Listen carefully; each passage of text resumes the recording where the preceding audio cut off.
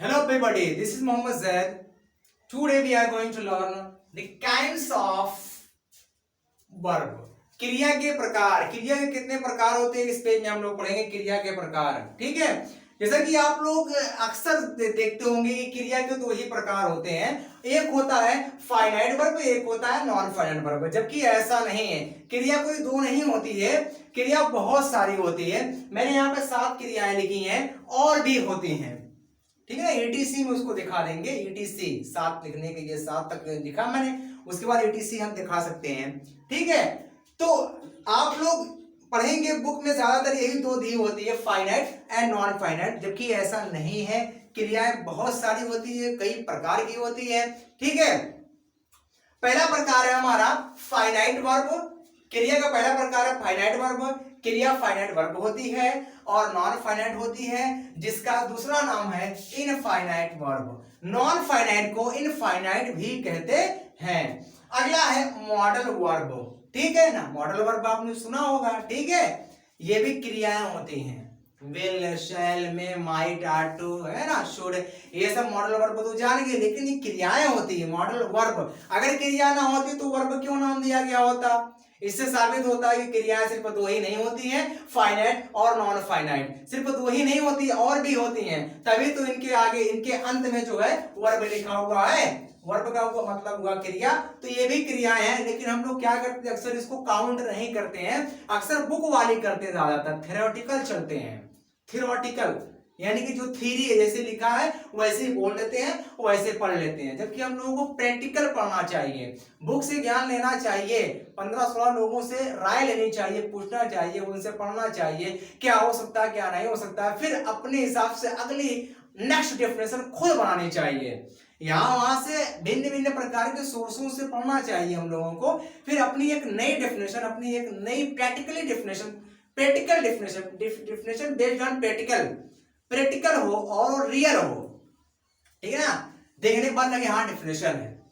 तो अगला पार्ट हो सकता है लिंकिंग वर्ब। ये भी वर्ब है। ठीक है, आपको नहीं पता है but I will tell you. ठीक है, यहाँ पे जितना मैंने लिखा मैं सब आपको एक एक करके बताऊंगा, बढ़िया से बताऊंगा, बट पेशेंस होना चाहिए आपके अंदर, सब्र होना चाहिए। अगला है स्टैटिक वर्ब। स्टैटिक वर्ब के नाम से और जानते हैं, जिसका नाम है स्टैटिक वर्ब। स्टैटिक यहाँ पर सी हो जाता है, यहाँ पर वी हो जाता है। मेरे कहने का मतलब हुआ इसके दो नाम है, स्टैटिक और स्टैटिक, दोनों एक ही चीज है। अगला है काजेटिव वर्ब। ये भी आपने सुना होगा, काजेटिव वर्ब ये भी वर्ब है, लेकिन हम लोग काउंट नहीं करते हैं, अक्सर हम लोग गिनते नहीं है, क्योंकि हम लोग ज्यादातर बुक में जो लिखा होता है वही छाप देते हैं। जबकि ऐसा नहीं, ये सारी वर्ब है। ठीक है, अगर आपसे कोई पूछे वर्ब कितने प्रकार की होती है, तब क्या जवाब देंगे कि वर्ब 3 प्रकार की होती है, 4 प्रकार की होती है, 5 प्रकार की होती है। आपका आंसर होना चाहिए कि verb, there are so many types of verbs are found in English grammar. बहुत प्रकार की वर्ब हो सकती है। ठीक है, भिन्न भिन्न प्रकार की वर्ब हो सकती है। योर आंसर शुड बी सो, आपका आंसर ऐसे होना चाहिए, यह नहीं कि 2 होती है। मैं भी और आपको बाद में कुछ नई चीज बताने वाला हूं, पहले यहां पे देखते हैं। अगला है 7 ऑक्सिलरी वर्ब। ऑक्सिलरी वर्ब को एक नाम से और जानते हैं, हेल्पिंग वर्ब के नाम से जानते हैं। ऑक्सिलरी वर्ब को एक नाम से और जानते हैं, हेल्पिंग वर्ब के नाम से जानते हैं।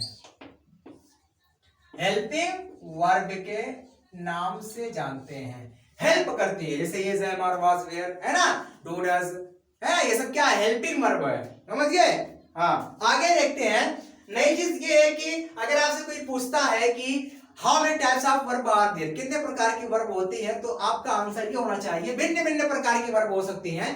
ठीक है, लेकिन एक नई चीज ये है कि ये जो वर्ब है, फाइनाइट वर्ब और non finite verb, finite verb, non finite verb. Non finite verb का एक नाम हो रहा है इनफाइनाइट वर्ब, यानी कि इन फाइनाइट वर्ब और non finite verb are particular, मेरे कहने का मतलब पार्टिकुलरली, विशेष रूप से 2 ही होती हैं। अगर आप ये कहो कि विशेष रूप से कितनी वर्ब होती है, तो 2 होती हैं। ठीक है ना, विशेष रूप से 2 ही वर्ब होती हैं। क्यों होती बता दूंगा आपको, क्योंकि ये सारे जो वर्ब हैं, मॉडल है, लिंकिंग है, स्टैटिक है, काजेटिव, ऑक्सिलरी, ये इन्हीं सब से निकल के बनी है। समझिए, फाइनाइट और नॉन फाइनाइट से ही निकल करके बनी है। ये कौन, ये जो है model, linking, stative, causative, auxiliary, ये इन्हीं दोनों से मिलकर के अंदर ही अंदर बनी हुई हैं, कहीं ना कहीं इन्हीं दोनों से ये सब बनी हुई हैं। इसीलिए आपको कहना है कि ये दोनों जो वर्ब हैं, फाइनाइट और नॉन फाइनाइट, ये विशेष रूप से हैं, या ऐसे बोल सकते हो कि विशेष रूप से दो प्रकार की वर्ब होती हैं जिनका नाम है फाइनाइट और नॉन फाइनाइट, विशेष रूप से। लेकिन आप ये भी बोल सकते हो कि क्रियाएं भिन्न भिन्न प्रकार की होती हैं, क्रियाएं कई प्रकार की होती हैं, वर्ब और ऑफ सो मेनी टाइप्स, क्रियाएं बहुत प्रकार की होती हैं, ठीक है ना।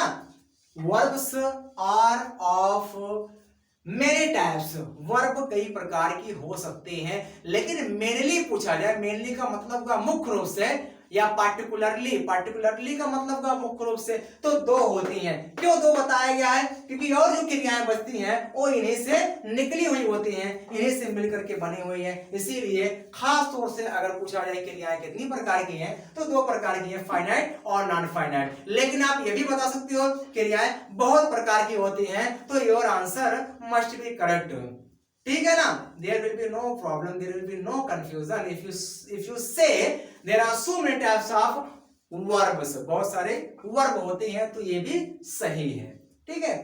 तो अगर आपको पसंद आया हो तो लाइक करें, शेयर करें और सब्सक्राइब करना ना भूलें, and don't forget to press icon button, okay, so that you may enable to get my next video and you may get notification, ठीक है ना।